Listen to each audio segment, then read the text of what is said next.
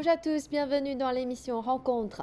À partir du 30e jour du 12e mois du calendrier lunaire, soit le 21 janvier cette année, nous célébrons pendant 2 semaines la grande fête traditionnelle chinoise, la fête du printemps. Pour commencer, je vous souhaite à tous une excellente année du lapin. La fête du printemps est la célébration la plus importante de l'année pour les Chinois partout dans le monde. Comment les gens célèbrent-ils cette grande fête? Quelles sont les principales traditions et coutumes de la fête du printemps? En quoi la fête du printemps cette année est-elle différente des années précédentes?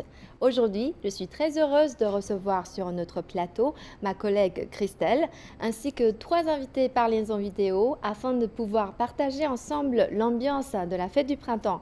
Ces invités sont Madame Sarina, professeure à l'Université d'aéronautique et d'astronautique de Beijing, Monsieur Talia Dantes, présentateur et chanteur-compositeur français, et Monsieur Joseph Olivier Mendo, docteur en sciences politiques et relations internationales de l'Université de Pékin. Bienvenue à tous et bonne année! Bonne année. Bonne année. Bonjour. Bonne année. Et Christelle, avez-vous déjà eu l'occasion de célébrer la fête du printemps en Chine? Oui, Sully, après avoir passé plusieurs années en Chine, chaque année, j'ai quand même l'occasion de célébrer la fête du printemps. Le plus souvent, c'est avec des amis chinois qui m'invitent chez eux pour partager le repas en famille. Et avec les amis étrangers aussi, des fois, on essaye de se réunir pour marquer la nouvelle année qui commence. Et quels sont les aspects les plus marquants? Pour la fête du Nouvel An chinois, ce qui me marque énormément, je dirais que c'est l'aspect social, l'importance que l'on accorde particulièrement aux réunions de famille. Ça me touche énormément parce qu'on voit que les Chinois, il y a même ceux qui viennent de l'extérieur, rien que pour passer la fête du printemps en famille. Et ce sont de grandes réunions où tout le monde se réunit, tout le monde se rencontre, on partage un repas ensemble. Et pour moi, c'est vraiment magnifique. Et c'est un lien très, très, très fort que les Chinois conservent depuis des années et des années, parce que c'est une fête traditionnelle avant tout. Et bien entendu, à côté de cela, il y a aussi l'atmosphère. Ça me touche énormément. On voit les décorations, la ville est magnifique. Et devant chaque porte de mes voisins, j'ai vu qu'ils avaient déjà affiché des vœux, des souhaits pour la nouvelle année. Donc, on est tout de suite plongé dans l'atmosphère vraiment conviviale, festive. Et ça me plaît énormément, il faut dire. Et Madame Sarina, comment prévoyez-vous passer la fête du printemps cette année? J'ai commencé très tôt cette année pour préparer la fête du printemps parce qu'en fait, la date du Nouvel An chinois varie chaque année. Elle est déterminée par le calendrier lunaire qui est basé sur les cycles de la Lune et du Soleil. Et cette année, la nouvelle lune du premier mois commence le 22 janvier, ce qui est relativement tôt par rapport aux années précédentes. On s'est dit que en fait, c'est le deuxième nouvel an chinois le plus tôt depuis le 21e siècle. Donc, concernant les préparatifs, oui, j'ai déjà beaucoup préparé et j'ai encore beaucoup de choses à préparer parce que le nouvel an chinois, pour nous, ne dure pas que quelques jours. Chaque jour, on a des traditions à suivre. Donc, une semaine avant le nouvel an, le 23 décembre du calendrier lunaire, on l'appelle le tout petit nouvel an. Et on doit faire la grand nettoyage, on fait des offrandes au dieu du fourneau, de la cuisine, qui est responsable de la fortune. Et puis pour les suivants, en fait, les tâches sont différentes, donc on a vraiment beaucoup de travail à faire. Et Monsieur Mendo, quels sont vos souvenirs les plus marquants de la fête du printemps? Oui, j'ai eu aussi l'occasion de passer le Nouvel An dans une famille en Chine. C'était à Changshu, dans le Suzhou. Et du grand nettoyage, on cuisinait ensemble, on faisait des raviolis, mais aussi il fallait préparer des présents pour aller rendre visite aux personnes âgées. C'était très intéressant. On s'assoit ensemble et puis on regarde le gala, on joue au mahjong, et c'était aussi l'occasion pour moi de voir ô combien important la famille est pour les Chinois. Et aussi avec beaucoup, c'est-à-dire nous pratiquions les caractères chinois, fou, Et on l'inverse pour coller sur la porte. Et puis, on nous racontait des fables qui tournent autour de la fête du printemps. Donc, c'était une expérience pour moi. Et voilà, donc ça m'a marqué. Et Tantès, quelle est l'ambiance en France lors des célébrations de la fête du printemps, notamment dans le quartier chinois par exemple? Oui, c'est vrai que je suis en France depuis 3 ans, depuis la pandémie, et c'est vrai que en fait, dès qu'il y a la période du Nouvel An chinois, eh bien tout de suite, les médias français vont commencer à parler un peu plus de la Chine. C'est ça qui est intéressant, c'est-à-dire qu'en fait, le Nouvel An chinois, la fête du printemps, c'est un aspect culturel qui est très très important pour que les Français comprennent un petit peu la culture chinoise. Alors évidemment, moi je me trouve beaucoup à Lyon, dans le quartier de la Guillotière, où effectivement il y a beaucoup de Chinois qui se réunissent. Évidemment à Paris aussi, où il y a énormément d'événements qui sont faits. Mais c'est vrai que moi ce que je remarque surtout, c'est qu'à partir du moment où on parle de Nouvel An chinois, on parle de cette nouvelle année qui est célébrée en Chine, et bien forcément les médias français vont parler de la Chine d'une manière assez positive. Donc ça c'est quand même quelque chose de bien. Et Madame Sarina, vous êtes d'origine mongole. Avez-vous des coutumes particulières lors des célébrations de la fête du printemps? Oui, les Mongols fêtent aussi la fête du printemps et dans la langue mongole, on appelle la fête du printemps le mois blanc parce que depuis les temps très anciens, le peuple mongol vénère le blanc comme la couleur de la pureté et de la chance. C'est le blanc qu'ils vénèrent le plus. Donc, au lieu de porter des vêtements rouges, les Mongols préfèrent porter des costumes blancs. Et dans le livre de Marco Polo, cette tradition est bien notée aussi. Et comme d'autres ethnies en Chine, le peuple mongol partage les traditions de la fête du printemps. Cependant, en raison des conditions de vie assez difficiles et un environnement très différent, les Mongols, ils ont aussi leur propre culture nomade. Par exemple, nous avons une culte pour les feux. Il y a une grande cérémonie du feu pendant la période de la fête du printemps. Et des fois, tous les habitants d'un village participent ensemble à cet événement. Et dans certains endroits, la flamme, elle est allumée pendant 3 jours et ne s'éteint pas. Et dans la longue histoire des peuples nomades, apprendre à utiliser le feu est très important.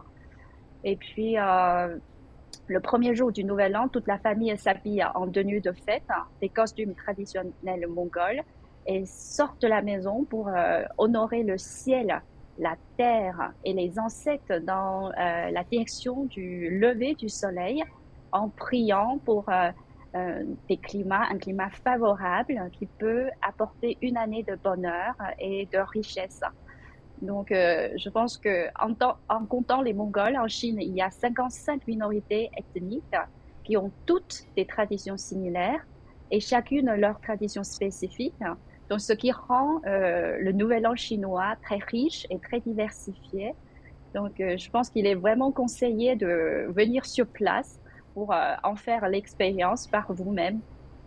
Et Christelle, vous venez de Sénégal. Quelle est la fête la plus importante dans votre pays? La fête la plus importante au Sénégal, c'est la Tabaski, c'est-à-dire c'est la fête que l'on célèbre après la fin du Ramadan, qui dure 40 jours ou 30 jours plutôt, où les personnes ne mangent pas, ne boivent pas. Et quand c'est la fin, c'est à peu près la même atmosphère que je retrouve ici à Béthine. Et ça me rappelle souvent cette fête-là, parce que quand c'est la fête de Tabaski, la fin du Ramadan, tout le monde rentre chez soi. Donc c'est à ce moment-là qu'on se rend compte, mais attends, la ville de Dakar n'est habitée que par des gens qui viennent des provinces. Donc c'est la même atmosphère. On va aller fêter avec la famille et chacun va amener de l'endroit où il est quelque chose symbolique. Ça peut être un mouton à partager avec la famille et tout ça, mais c'est impératif, c'est obligatoire de rentrer en famille. Il y en a qui viennent aussi de l'étranger, de la Chine, des États-Unis, des autres pays, pour pouvoir célébrer cette fête-là avec les grands-parents. Et ils rentrent vraiment au village, hein, dans les fins fonds. Ils rentrent, ils célèbrent ensemble et c'est aussi un moment de convivialité, de partage et de réunion familiale. C'est à peu près la même chose, la même atmosphère que je retrouve ici en Chine aussi. D'accord, c'est toujours la convivialité et la Oui, famille. la famille. Et Monsieur Mentou, dans votre pays? Bien entendu, beaucoup se porteraient peut-être à croire que les fêtes de Noël ou de Nouvel An prennent la première place au Cameroun, mais au Cameroun, nous avons aussi la Tabaski parce que Hmm. le nord du Cameroun est peuplé des musulmans, mais d'un point de vue culturel, la réalité est tout autre. Je vais vous prendre des exemples. Les fêtes traditionnelles d'envergure au Cameroun sont très nombreuses et très variées et parce que nous avons beaucoup de tribus. Par exemple, il y a une fête traditionnelle qu'on appelle le Ngouan, c'est à Fumban. Et Fumban, c'est une commune chef-lieu du département du Nou dans la région ouest Cameroun. Nous avons le célèbre Ngondo au Cameroun, à Douala, dans la capitale économique du pays, et bien entendu le Mendoumba à Bangante. Et Bangante se trouve aussi dans la région de l'ouest. Et si je vous donne peut-être une petite image de ce que c'est par exemple le Ngondo à Douala, c'est une fête traditionnelle d'envergure. Je pense que ça a même une envergure plus grosse que la fête, plus grande que la fête de Noël. Et c'est au cours de laquelle il y a des rituels, des coutumes, des peuples côtiers surtout, camerounais. Et elle réunit les peuples Sawa, on les appelle les Sawa, dans la région du littoral, centre, sud, ouest et sud Cameroun. Et aussi, elle a lieu le premier dimanche du mois de novembre, du premier dimanche du mois de novembre au premier dimanche du mois de décembre. Donc, vous pouvez imaginer. Et aussi, son animation culturelle est faite avec la course à pirogue. Nous avons les luttes traditionnelles et aussi les différents concours. Par exemple, les concours de cuisine, le concours du meilleur danseur, ou alors Miss. Nous avons aussi la Miss Ngondo, on appelle ça Miss Ngondo, pour ne citer que cela. Et cette cérémonie se déroule dans les berges du fleuve du Bouri. Il y a un fleuve au Cameroun qui s'appelle le fleuve Bouri, et c'est dans le canton Ébélé. Et bien entendu, croyez-moi, pour une célébration d'envergure, ça en est une. Hein. Et c'est très intéressant de connaître les différentes fêtes et les Hmm. différentes coutumes. Dantès, vous êtes un excellent connaisseur des traditions culturelles chinoises. Quels aspects de la culture traditionnelle chinoise appréciez-vous le plus? Alors, c'est vrai que moi, je n'ai pas l'habitude, que ce soit que ce soit en France ou en Chine, de fêter les fêtes. Voilà, c'est mon choix personnel. Mais en tout cas, ce qui est sûr, c'est que à travers la fête du Nouvel An, ça me permet d'avoir une forme d'inspiration en fait par rapport à la culture chinoise. Et moi, surtout, ce que je fais dans ma vie, c'est des chansons et j'ai besoin de connaître les types de musique qui sont, par exemple, utilisés lors des différentes fêtes. C'est vrai que lorsqu'on est en France, par exemple, et qu'il y a toutes les fêtes de Noël ou tous les chants religieux, bah, on s'aperçoit qu'il y a un certain style de musique. Et bah, de la même manière, en Chine, quand on écoute les musiques qui sont utilisées pour la fête du Nouvel An chinois, bah forcément, il y a des instruments très particuliers, des instruments chinois, des mélodies qui sont utilisées. Et tout ça, ça va donner une richesse à la musique que je peux faire, qui est qualifiée en Occident de musique du monde. Et ça permet justement de mieux connaître la culture chinoise. Et c'est vrai que pendant les 20 ans où je suis resté en Chine, pendant le Nouvel An chinois, eh bien, on entend toutes ces musiques traditionnelles à la télévision. On voit aussi l'ambiance festive qu'il y a dans ces musiques. Et là, ça permet, pour moi en tout cas, d'avoir une grande inspiration et de mieux comprendre la culture chinoise. Et en Chine, chaque année est associée à l'un des 12 zodiaques. L'année 2023 est l'année du lapin. Christelle, si vous l'expliquez avec vos propres termes, je crois que ce sera plus facile à comprendre pour nos téléspectateurs étrangers. Oui, effectivement, d'après ce que j'ai compris, donc tu vas me corriger hein, si c'est pas ça. Donc on dirait que euh, l'année totem, si je peux l'appeler comme ça, tire son origine d'une légende. En fait, il y avait une légende qui disait que le roi avait convié tous les animaux à venir passer le nouvel an chez lui. Alors, parmi les invités, il n'y a eu que 12 animaux qui se sont présentés. Et ce sont les 12 animaux qui constituent les différents animaux du calendrier chinois.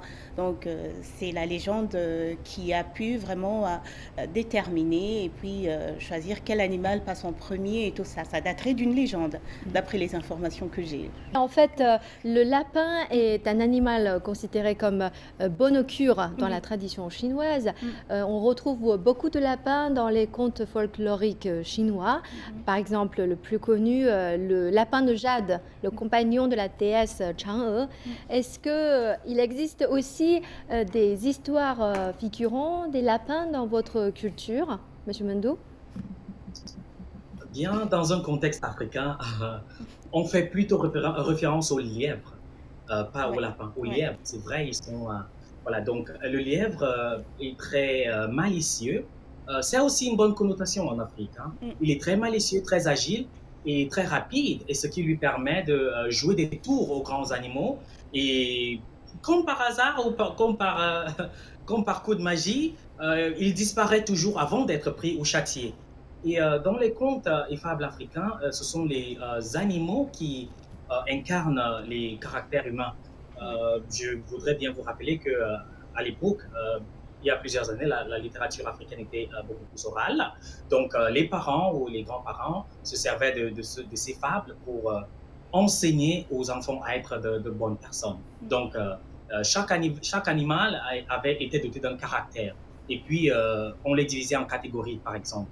Et selon leur caractère, leurs aptitudes physiques et tout. Et ces trois catégories, nous avons les forts. Ça, c'est, moi, je parle de l'Afrique subsaharienne en général, pas que le Cameroun. Nous avons les forts, par exemple le lion, force qui est signe de force, de grandeur. L'éléphant, bien entendu, qui est plus volumineux que le lion, mais qui est indulgent et bonasse.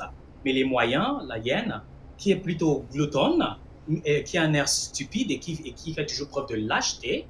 Eh bien, nous avons les faibles, le lièvre est parmi les faibles, et bien entendu la tortue et l'araignée. Donc le lièvre, la tortue, c'est-à-dire ils sont faibles, mais ils sont très malins. Oui. Je voudrais juste Ajouter. ajouter un tout petit peu par rapport au Sénégal aussi. Il y a une expression qu'on utilise quand on veut parler d'un enfant qui est malin, qui est intelligent. On dit, si je traduis littéralement, il est intelligent comme un lièvre. C'est une expression qui se dit. C'est comme ça, quoi. Voilà, on attribue directement l'intelligence au lièvre. Comme il a dit, on parle pas de lapin. En Afrique, c'est plutôt le lièvre qui est plus sauvage que le lapin.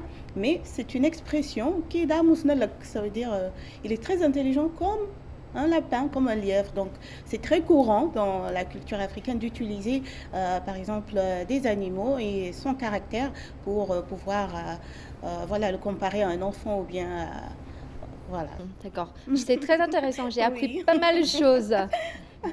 À l'occasion de la fête du printemps, des amis de longue date de l'émission Rencontre ont souhaité enregistrer une vidéo afin de transmettre leurs meilleurs vœux du Nouvel An à nos amis du public.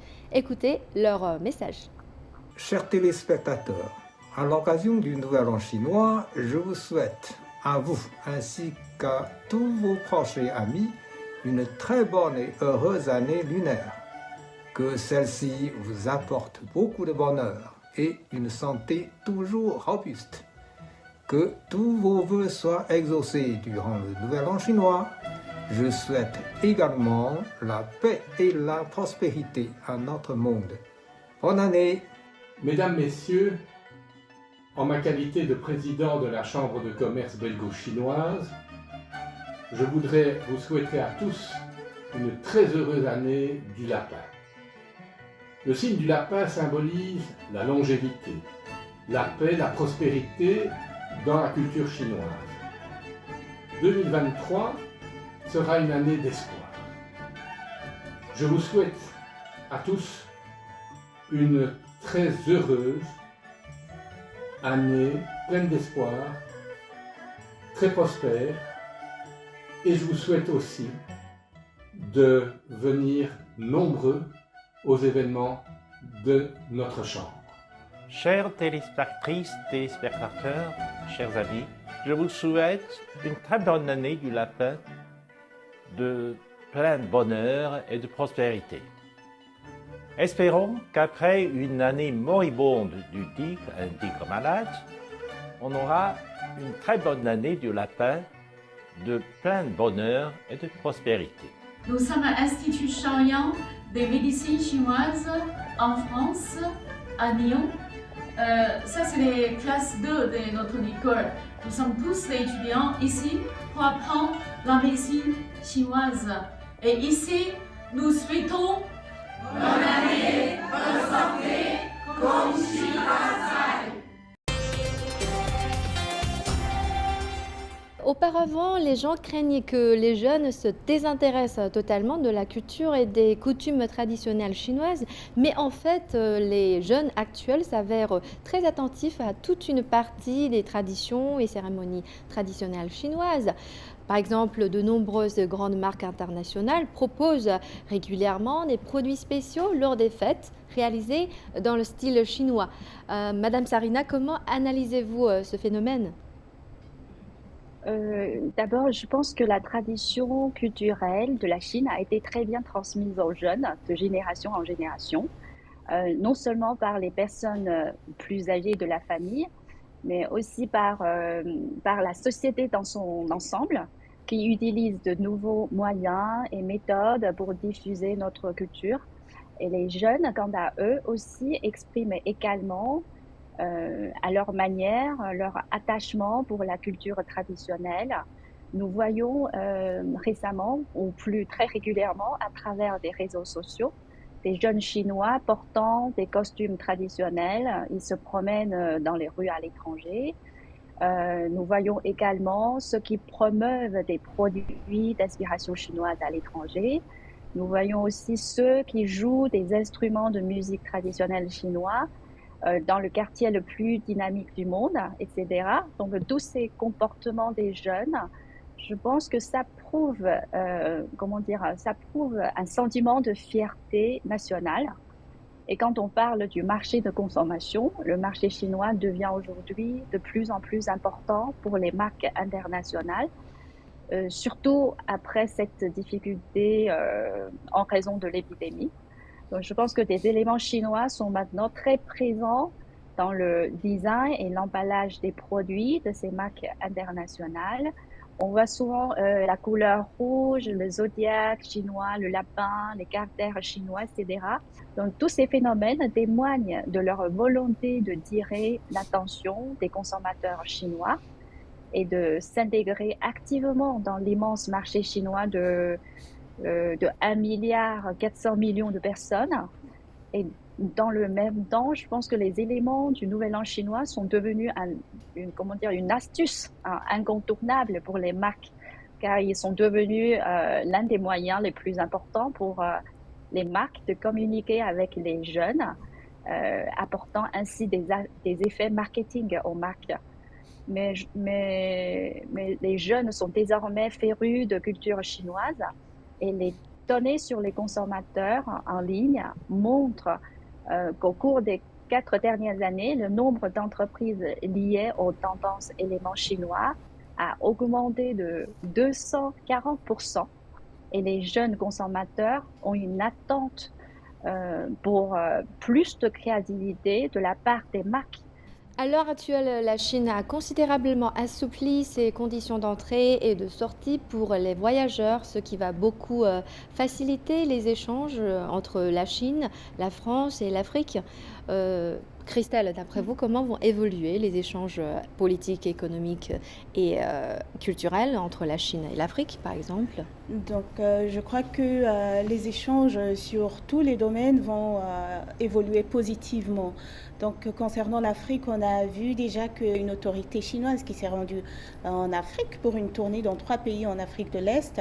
Et je suis sûre que cette visite permettra de renforcer encore les liens parce qu'il y a eu ce temps de la Covid où les échanges n'étaient pas vraiment très fluides entre les pays. Mais maintenant que c'est rouvert et que cette autorité s'est rendue en Afrique de l'Est, je crois que c'est pour renouer les partenariats, c'est pour redynamiser les relations qui existent déjà des acteurs culturels africains pour en venir se produire en Chine, vice-versa, et que la Chine aussi sera présente sur le continent africain du point de vue cinématographique ou bien musique et tout ça. Donc concernant l'Afrique, on reste optimiste et ça redonnera un autre dynamisme et, pour aller de l'avant. Donc nous sommes très optimistes par rapport à cela. Et Dantès, vous êtes ambassadeur des échanges culturels entre la Chine et la France. Que pensez-vous des perspectives des échanges culturels entre les 2 pays? Oui, alors je suis un des ambassadeurs parce que ce qui est extraordinaire, que ce soit justement en France ou en Afrique, vous parliez justement de l'Afrique, il y a peut-être des milliers de gens qui attendent que les relations entre la Chine et l'Afrique et la France reviennent comme elles étaient avant, c'est-à-dire la possibilité de pouvoir faire de l'art, alors que ce soit de la musique, de la peinture, du cinéma, de le faire d'une manière sereine, parce que c'est vrai que les échanges logistiques étaient très compliqués jusqu'à maintenant. Et la meilleure des nouvelles qu'on ait pu avoir ici en France, surtout pour les artistes français qui se produisent en Chine ou les artistes chinois qui viennent en France, et bien évidemment, c'est le fait que la Chine rouvre. Donc vraiment, moi, je suis très content qu'en 2023, on puisse recommencer à faire des projets artistiques, des projets évidemment économiques, des projets culturels. Et puis surtout, ça permet aussi d'avoir un espoir. Et ça permet, on va dire, aux entreprises d'avoir envie d'investir sur la Chine et d'aller en Chine. Donc ça, je suis très content et je suis très, très positif par rapport à ces nouvelles annonces. Et depuis l'annonce des 10 nouvelles mesures et la catégorisation du Covid-19 en maladie infectieuse de classe B, les gens peuvent voyager plus facile qu'auparavant. Alors, quels sont vos projets pour l'année 2023, Madame Sarina? En tant qu'enseignant de l'université, je prête tout particulièrement une attention à la coopération éducative avec les pays francophones et les pays africains. Donc, je pense que tous ces échanges éducatifs sont avant tout basés sur la maîtrise d'un outil linguistique commun, que ce soit des Chinois qui apprennent le français ou des amis étrangers qui apprennent le chinois. Donc, je pense qu'avec ces nouvelles mesures, on a plus d'échanges et ces cours qui demandent plus d'interaction pourraient être repris. Donc, je pense que c'est une bonne nouvelle pour nos enseignants et pour nos étudiants. Donc, moi aussi, j'ai un projet. Je pense que si c'est possible, j'aimerais bien partir, de retrouver mes amis qui se passent à l'étranger. Et je suis prête aussi en Chine d'accueillir mes amis venant du monde entier. Merci à vous tous d'avoir partagé avec nous des histoires très intéressantes. L'émission d'aujourd'hui touche à sa fin. J'espère que vous allez tous passer une excellente année du lapin. Et s'il veut bien, et pour finir en beauté, nous allons demander à Dantès de nous interpréter une chanson à la mode chinoise. Nous vous souhaitons à tous une excellente fête du printemps. Tous nos vœux de bonheur. Ce soir, je fais le rêve que l'on parte tous les deux pour un voyage sans trêve, un pays merveilleux. Je suis là pour te guider, tu n'as qu'à fermer les yeux. La magie du bonheur nous emmène à 100 000 lieues. 今晚我有一个梦，梦里我们手牵手，一起将故乡遥望，一起对酒吧歌唱。我知道在这个梦，会有你也会有我，前途越来越阳光，生活越来越灿烂。Ce soir je fais le rêve que tous aient la chance de vivre épanoui dans la paix et la confiance. D'est en ouest, du nord au sud, que chaque être humain échappe à l'absurde. 可能我们生活在不同的地方，但我会像你一样的坚强，像你一样的充满力量。我知道你会爱我，会和把故事讲，会有一天所有的人民都变成大家庭。 Bravo, Bravo. Merci.